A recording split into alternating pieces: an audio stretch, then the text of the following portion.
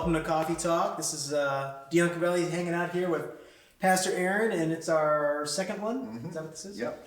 So we're really excited to be able to sit down today and to kind of highlight some of what's in Aaron's message. As we learned in the parable of the unforgiving servant, I think that the main point is forgiveness in this, and I think we can all relate to it, and I think that there are some really different takeaways that we can have from the passage, even though it is pretty cut and dry. I know for myself, I was thinking about what you were saying, and my mind kind of wandered off to a couple different things with forgiveness. And in the parable itself, there's this very tangible debt that needs to be paid back, and I think that we can understand that from a physical standpoint.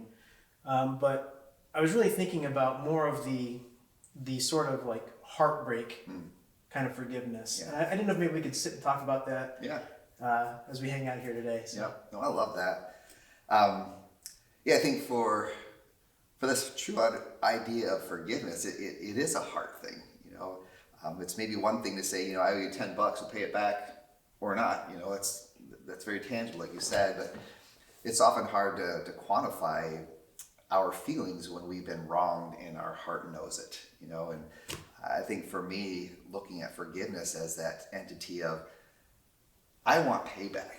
You wrong me, my heart feels that wrongness. There is that desire for justice, and that's a godly desire. There's that desire for fairness, and that's a godly desire if we truly look at it in God's light. But this idea of, I've been wronged, and therefore I want retribution. Right. And when it comes to forgiveness, I can say I forgive you. You do something wrong, I can say I forgive you, but what do I do with my heart of, I still want you to pay? You don't have to pay me back, but I want you to pay. And I think that's where that heart goes. And I think that is the true bottom line of forgiveness. Jesus says there in Matthew 18 that we need to forgive one another from the heart. Right. Not just in our mind, not just in our words, but in our heart, which is the seat of our actions. So how we act, how we even feel, because our feelings are a decision of the will. You may not think that, may not know that, but even our feelings are a decision of the will. And my feelings of being wronged is a real tough thing to deal with. Right. It really is. Right. Yeah. The one of the takeaways was that I think is a very important point was that the aspect of, if we're not willing to forgive, then why do we think that God would be willing to forgive us? Yeah. And so I thought that was very powerful. And do you have any experience with something like that? Yeah. Where it's like, you know what, I'm good that I'm forgiven, but for you, I really don't. Yeah. I don't care so much. Yeah, I was kind of laughing. I was talking to a buddy of mine last week, and he said something to me to the effect of, forgiveness is pretty easy for me. I just haven't had to forgive. And I remember thinking that exact thought up till about 10 years ago. I remember having this thought in my brain, like, why is everyone struggling with this thing called forgiveness? You do something wrong, whatever, you're forgiven. Who cares? But it was 2011, so it's, I guess, 9 years now. We had just a massive issue in our life, and it brought me to a place of being required to forgive. Don't need to go into all the details, but we were in a church that was a huge struggle for us. And the bottom line of that is we were let go from this church. And I couldn't figure it out. I couldn't see clearly what God was doing during that time. And it wasn't a short amount of time. I'm very sorry to say that it took quite a while, probably 18 months at least, for God to do this process in my heart, where I think I truly came to the process and the point of, I forgive you from my heart.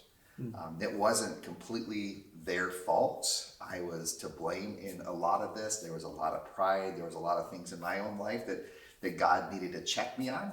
But as I looked at that scenario, there was so much from my perspective that I could heap blame on this other component. And it hurt. And I remember I had to drive by this place every day in my workabout world, taking kids to school, going to my new job, and my heart was nowhere near forgiveness. Nowhere. And I would say I forgave them. I would say I forgave those individuals, but no way did I, because I still wanted God's retribution. I wanted God's wrath. I wanted forgiveness. God, forgive me of what I did wrong in that scenario. Forgive me of my pride and my stupidity. But, dude, they were so much more wrong than I am. Zap them, God. Do whatever you need to do. It was almost with clarity. I'm driving by one day, and it was that clarity of, what are you doing? Right. Like, how can you, Aaron, ask God to forgive you? And not just forgive, but to bless me, right? Mm-hmm. God, forgive me, and therefore bless me, allow me to move on from this. And in the very next sentence, say, God, how dare them? Right. Bring something to cause them their detriment. And it was just that light bulb, parable of the unforgiving servant, that was me. Right. And so you asked about, forgiveness from the heart. Forgiveness to me didn't come about until I was willing to say to God, God bless them. Right. And that was a hard thing to get out of my mouth. I bet. Hard thing. And I look back at that now, and I realize that forgiveness truly is one of the hardest things that God has asked us to do. See, I kind of find it very interesting in lieu of forgiveness. If in my mind, if we're quick to forgive and we truly mean it, and then you see the fruit of that. You have the fruit of the Spirit starts to happen. There's compassion, there's grace, there's kindness, there's mercy, all stemming from forgiveness. But the opposite is true. When you don't fully forgive, then you have bitterness, anger, nervousness, anxiety, all the fruit of what would be the opposite, right? The unrighteous fruit. So I find that, because I'm a very quick to forgive kind of person, but after kind of going through this with what you're teaching on, it's like, do I only use it as a springboard at first? And does it continue on? And is it okay to kind of right out of the gate forgive as a way to start the process? And do we sometimes stop that? And we come up short of actually forgiving? So I think that's a very deep thing to have to deal with. So. And I think that initial spot of forgiveness, I think, is where the grace of God is embedded in your life. If you have the Spirit in you, that is what our spiritual side wants to do. Yes. But then it's when our natural man takes over. Well, I forgive you, but... Right. Yeah, that's great. And it's amazing, just to me, in the story of the unforgiving servant, something I never really thought of before was the generosity of the king.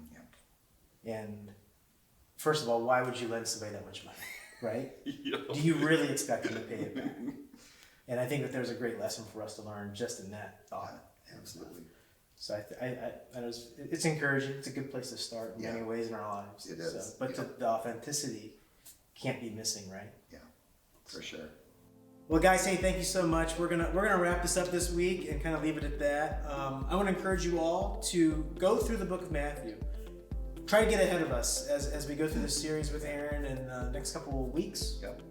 So go ahead and do some studying on your own and prepare questions in your own mind. And I hope that these things help, and that we would really think about this thought of forgiveness as we go about our week and our interactions with the people around us. So I just want to thank you guys for stopping by and spending time with us, and we'll see you when we see you. Have a good one.